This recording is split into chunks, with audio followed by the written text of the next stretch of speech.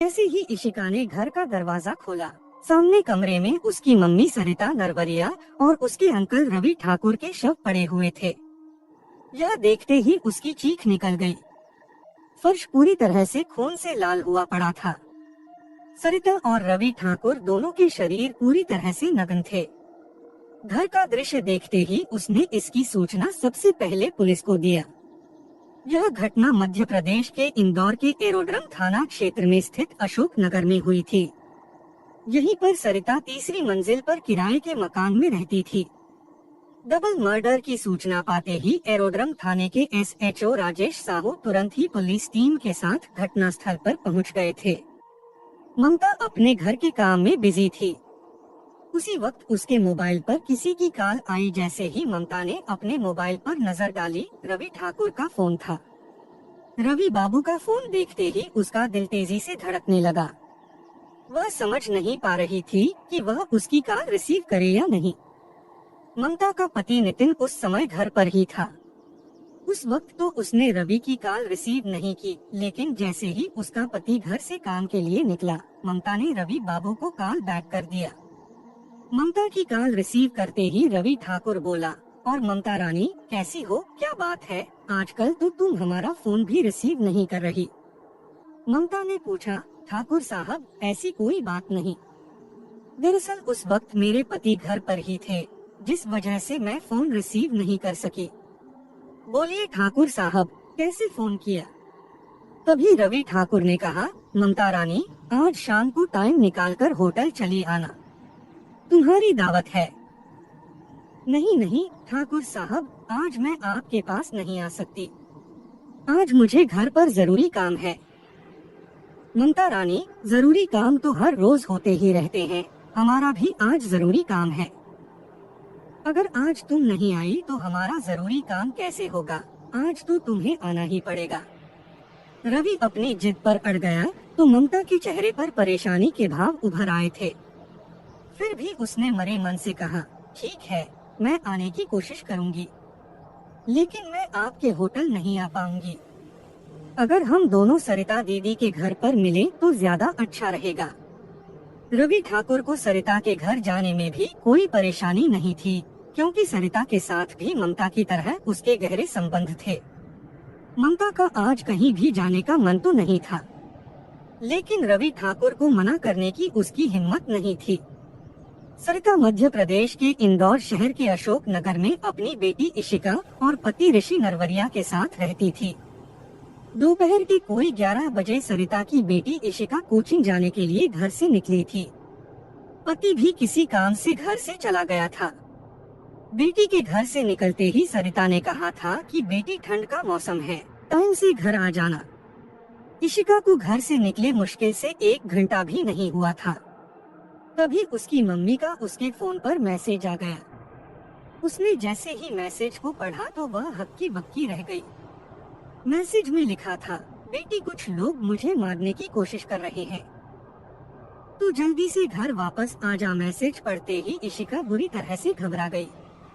उसके बाद वह काम धाम छोड़कर तुरंत ही घर पहुंची। घर पर अपनी मम्मी और अंकल की खून सनी लाशें देखकर वह घबरा गई। वह जोर जोर से चीखने लगी। कुछ देर बाद इशिका ने थाना एरोड्रम में फोन करके इस मामले की सूचना दे दिया। घटनास्थल पर पहुंचते ही एसएचओ राजेश साहू ने कमरे की जांच पड़ताल किया। सरिता और रवि ठाकुर के शव नग्न अवस्था में खून से लथपथ पड़े हुए थे। वहीं पर एक पुरानी तलवार भी पड़ी हुई थी। पुलिस ने अपनी जांच पड़ताल की तो घर के दरवाजे पर भी जबरन प्रवेश के निशान पाए गए, जिससे पता चला कि हत्यारों की संख्या 1 से अधिक थी।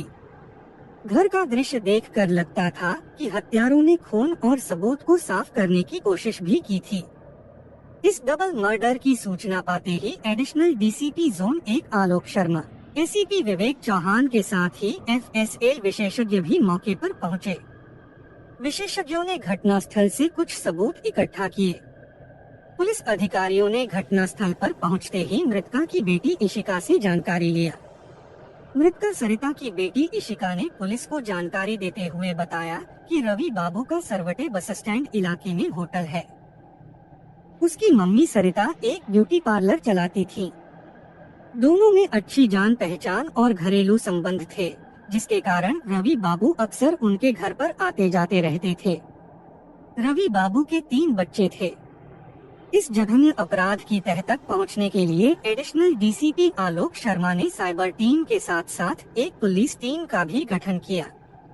इस टीम में एसआई लक्ष्मण सिंह गौड़, रविराज सिंह बैस, हेड कांस्टेबल अरविंद तोमर, पवन पांडे, कमलेश चावला, विलियम सिंह, जितेंद्र सांखला, विजय वर्मा, माखन चौधरी, कांस्टेबल संजय दांगी, विशाल दभाड़े, महिला कांस्टेबल रितिका शर्मा आदि को शामिल किया गया था।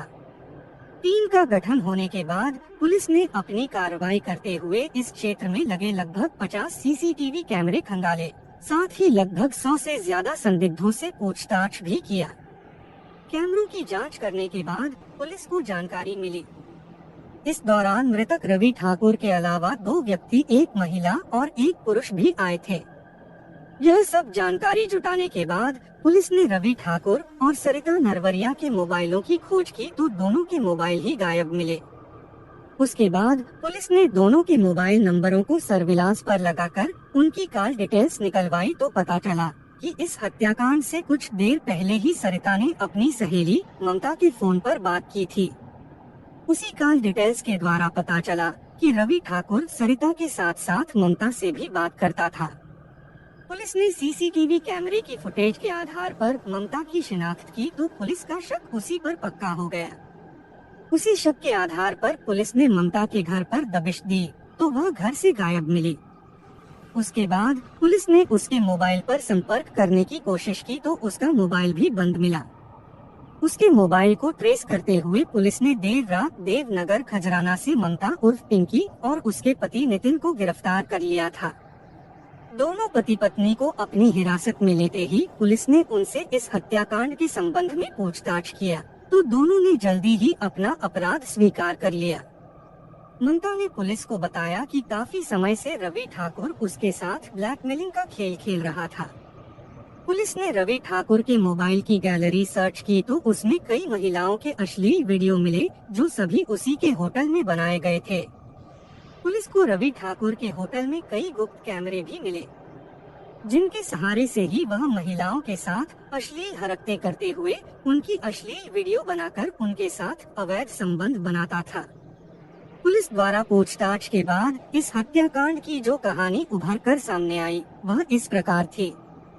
मध्य प्रदेश के जिला इंदौर के नंदानगर निवासी रवि ठाकुर ने सरवटे बस स्टैंड के पास स्थित 3 होटल मां वैष्णो पैलेस, हनी और होटल सागर ठेके पर ले रखे थे।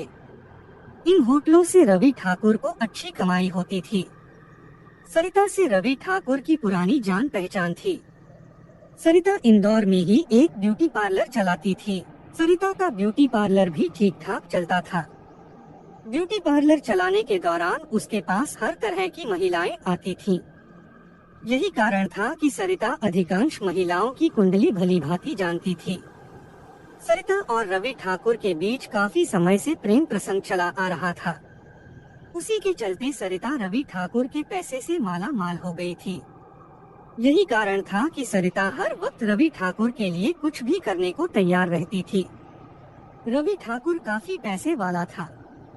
अपना पैसा वह ब्याज पर भी देने का काम करता था। इस सब में सरिता की ही भागीदारी होती थी। वही उसके लिए ऐसे ग्राहक ढूंढ कर लाती थी जिन्हें पैसों की जरूरत होती थी।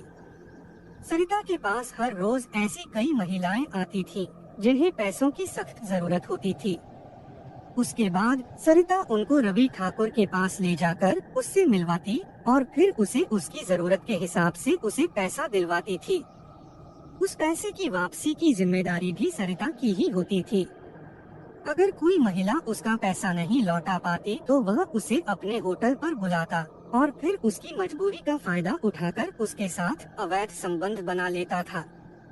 वह इसी धंधे के सहारे अपनी मन माफिक महिलाओं के साथ अवैध संबंध बनाकर अपनी हवस को मिटाने लगा था।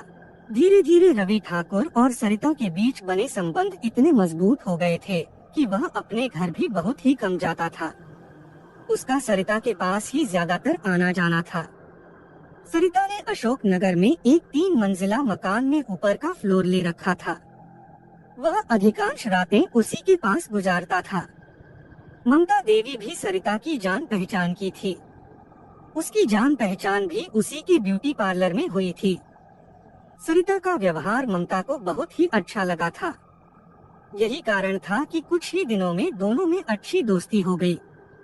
उसी दौरान ममता को किसी काम के लिए कुछ पैसों की जरूरत आ पड़ी। उसके लिए उसने सरिता से जिक्र किया तो सरिता ने कहा, बहन तुम्हें मेरे होते परेशान होने की जरूरत नहीं है। तुम्हें जितने पैसे चाहिए मैं उसकी व्यवस्था करा दूंगी। उसके बाद वह एक दिन टाइम निकालकर उसे साथ लेकर रवि ठाकुर के होटल पहुंची। ममता देखने भालने में सुंदर थी। उसको देखते ही रवि ठाकुर उसकी खूबसूरती पर मर मिटा था। सरिता ने रवि ठाकुर से ममता का परिचय कराया। उसके बाद सरिता के कहने पर उसने उसे कुछ रुपए उधार दे दिए। ममता को पैसे देते वक्त रवि ठाकुर ने उसका मोबाइल नंबर भी ले लिया था। ममता के मोबाइल लेने के बाद रवि ठाकुर उसे टाइम बेटाइम फोन करता रहता था, जिसके कारण ममता भी खुश थी कि कई होटलों का मालिक होते हुए भी रवि उसे फोन कर उसकी खैर खबर लेता रहता है, जिसके कारण ममता भी उस पर बहुत विश्वास करने लगी थी। उसी विश्वास के चलते एक दिन रवि ठाकुर ने ममता को अपने होटल में बुलाया और उसके साथ शारीरिक संबंध स्थापित कर लिए। उस समय तो ममता ने उसका विरोध नहीं किया, लेकिन इसके बाद में रवि ठाकुर आए दिन उसको होटल में बुलाने लगा था, जो बाद में ममता को खलने लगा। वह उसके पास जाने से आनाकानी करती तो वह उससे अपने रुपए वापस करने की धौंस देने लगा था। रवि ठाकुर अय्याशी केवल ममता के साथ ही नहीं करता था, बल्कि उसने इसी तरह से कई महिलाओं को अपने जाल में फंसा रखा था। उन महिलाओं की मजबूरी ही ऐसी थी कि वह ना तो रुपए ही लौटा सकती थीं और ना ही उसके पास जाने से मना कर सकती थीं। ममता को यह भी पता चल गया था कि इस सब में सरिता की मिलीजुली साजिश थी। वो ही औरतों को फंसाती और फिर रवि ठाकुर के सामने परोस देती थी। उसे इस दलदल से निकलने का कोई रास्ता नजर नहीं आ रहा था। एक दिन रवि ठाकुर ने ममता को फोन मिलाया तो वह उस वक्त टॉयलेट में गई हुई थी। रवि ठाकुर ने कई बार उसे फोन मिलाया, लेकिन वह उसे उठा नहीं पाई। उसी वक्त उसका पति नितिन बाहर से घर आ गया। ममता का फोन बार बार बजने के कारण नितिन ने ही उसे रिसीव किया। नितिन के रिसीव करते ही रवि ठाकुर ने फोन काट दिया। उसके बाद नितिन ने अपनी ओर से उसे फोन लगाया तो उसने रिसीव नहीं किया, जिससे नितिन को कुछ शक हो गया। तब तक ममता भी टॉयलेट से बाहर आ गई थी। नितिन ने उसके आते ही बताया कि रवि ठाकुर का फोन था। तब ममता ने बात टालने के लिए कह दिया कि वह अपने पैसे वापस मांग रहा है। तब नितिन ने ममता से कहा कि उससे कह देना कि उसके पैसे वापस करने में कुछ और वक्त लगेगा। उसके बाद नितिन कुछ काम से घर से निकल गया। तब ममता ने रवि ठाकुर को फोन किया तो उसने रिसीव करते हुए कहा कि आज शाम वक्त निकालकर कुछ समय के लिए होटल आ जाना। ममता ने आने से मना किया तो थोड़ी देर बाद ही रवि ठाकुर ने उसके मोबाइल पर एक वीडियो सेंड कर दिया। ममता ने उसे देखा तो उसके होश ही उड़ गए। यह वीडियो उसी के साथ बनाए गए संबंधों की थी। उसकी थोड़ी देर बाद ही रवि ठाकुर का फोन आ गया। ममता रानी, हमारी वीडियो आपको कैसी लगी? अगर आपको सही लगी तो यह आपके पति के नंबर पर भी भेज दो, शायद उसे भी पसंद आ जाए। यह बात सुनते ही ममता को दिन में तारे नजर आ गए। उसने सोचा कि यह वीडियो उसके पति ने देख ली तो वह तो उसकी जान ही ले लेगा। उस दिन उसे पहली बार लगा कि वह बुरी तरह से फंस चुकी है। उसने इस बात की शिकायत सरिता से की तो सरिता ने भी उसे उल्टा जवाब दिया, अगर तुम्हें यह सब बुरा लग रहा है तो रवि बाबू के पैसे लौटा दो। सरिता की यह बात ममता को बहुत ही बुरी लगी। फिर वह सरिता से भी नफरत करने लगी थी, लेकिन उसे उस दलदल से निकलने का कोई रास्ता नजर नहीं आ रहा था। रवि ठाकुर ममता की मजबूरी का फायदा उठाते हुए आए दिन उसे अपनी हवस का शिकार बनाने लगा था। जब ममता उसकी हरकतों से परेशान हो गई तो उसने यह बात एक दिन अपने पति को बता दिया। यह बात सुनते ही नितिन बौखला उठा। इस जानकारी के बाद नितिन और ममता के बीच काफी मनमुटाव भी पैदा हो गया था, जिसके कारण कई दिनों तक दोनों के बीच लड़ाई झगड़ा भी हुआ था। ममता ने पति को यह भी बता दिया कि इस सब की जिम्मेदार सरिता ही है।